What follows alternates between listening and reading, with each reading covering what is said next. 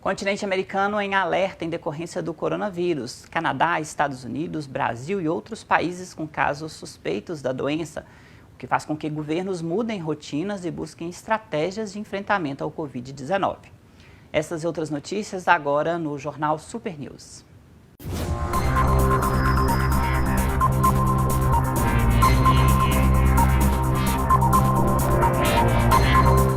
Olá, bem-vindo ao Jornal Super News desta sexta-feira, 13 de março.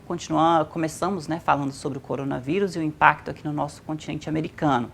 No Canadá, o primeiro-ministro Justin Trudeau trabalha em casa, se convalescendo da situação da primeira-dama do país, Sophie, que foi confirmada ontem, diagnosticada com a infecção do Covid-19.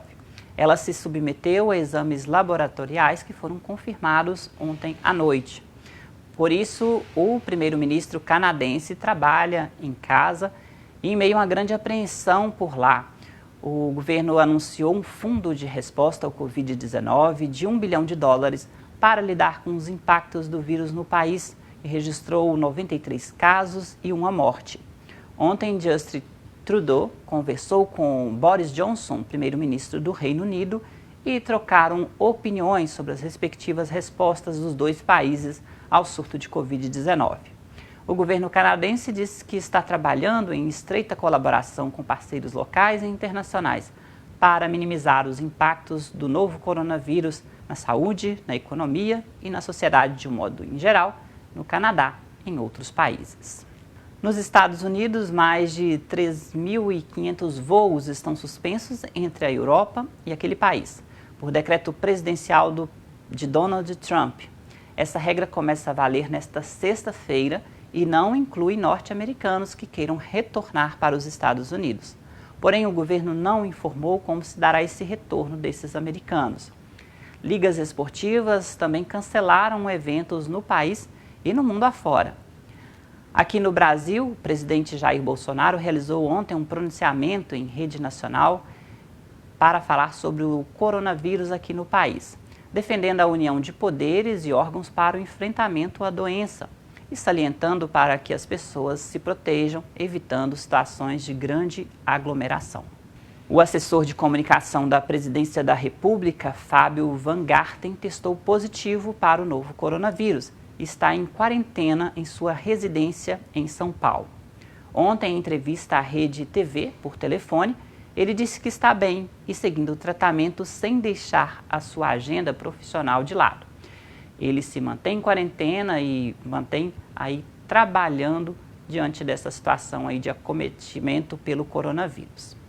Aqui em Minas foi confirmado ontem o primeiro caso de coronavírus na cidade de Ipatinga, que tinha 6 casos suspeitos. Trata-se de uma paciente que retornou de viagem da Europa em 29 de fevereiro.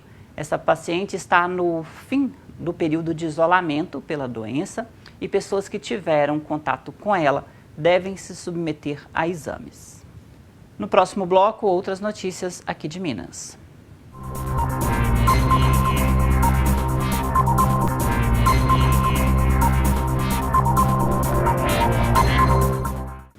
De volta com o Jornal Super News, agora falando de outras notícias aqui do estado. Você deve se lembrar do caso de intoxicação por cerveja aqui em Minas.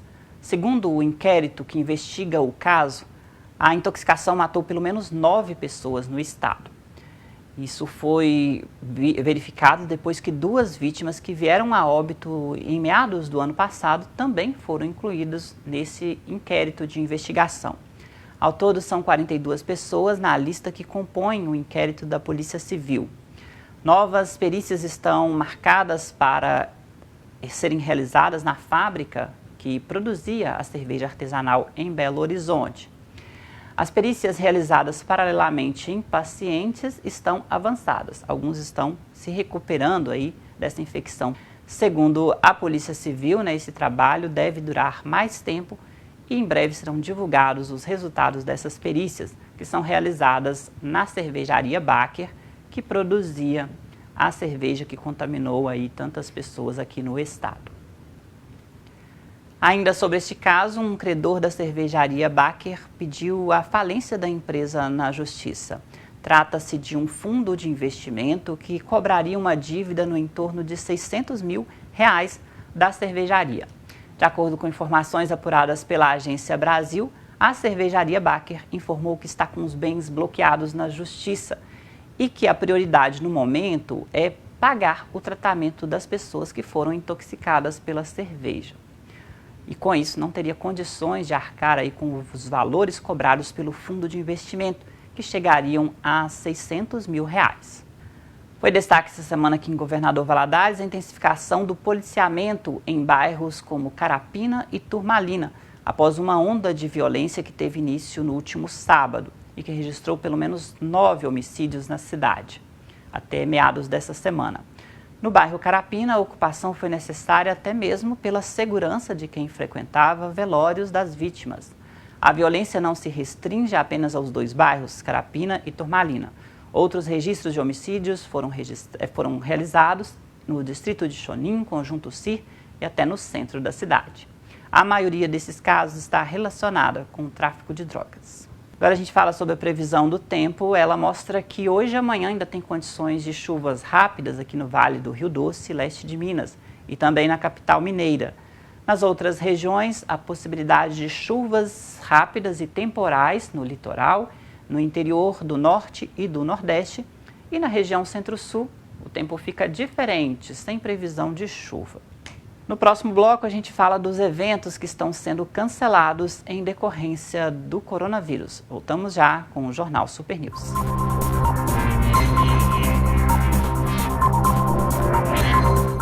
De volta com o Jornal Super News, o coronavírus tem provocado uma série de cancelamentos de eventos, principalmente com grande circulação de pessoas mundo afora. Aqui no Brasil não é diferente.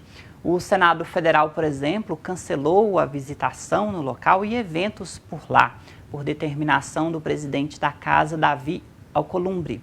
Viagens de parlamentares ao exterior também estão canceladas, segundo informações da Agência Senado.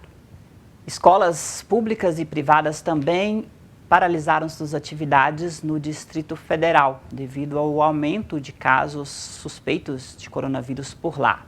São Paulo também tem casos suspeitos e, com isso, atividades estão paralisadas em algumas universidades, como a Unicamp, por exemplo, que paralisou suas atividades até o dia 29 de março, depois de identificação de um caso suspeito na universidade. E tem sido assim em grande parte do mundo, né? Diante dos casos de coronavírus, a prevenção está sendo o melhor remédio neste caso. Então, evitar grandes aglomerações e também o contato muito próximo entre pessoas. Agora vamos então fazer uma espécie de TBT de um evento que aconteceu neste mês, no primeiro dia de março, aniversário da cidade de Divinolândia de Minas, em comemoração ao 57º aniversário da cidade. O primeiro fim de semana do mês, né, foi regado a muita festa, shows por lá. E nem a forte chuva que caiu em Divinolândia de Minas atrapalhou a festa na cidade, que comemorou com muita alegria seus 57 anos de emancipação.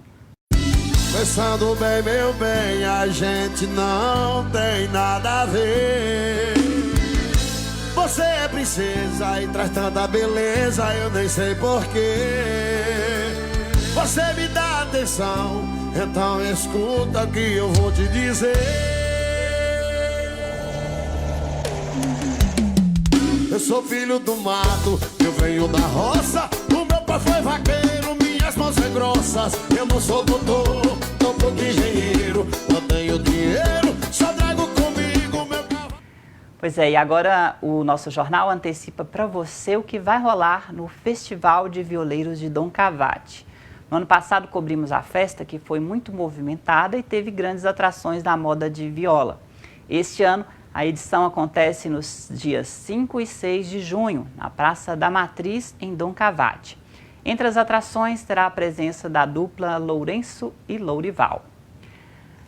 O Festival de Violeiros é realizado pela Associação Cultural de Dom Cavate e a Rádio Cidade 104,9 FM, que é de sempre de muita alegria na cidade de Dom Cavate.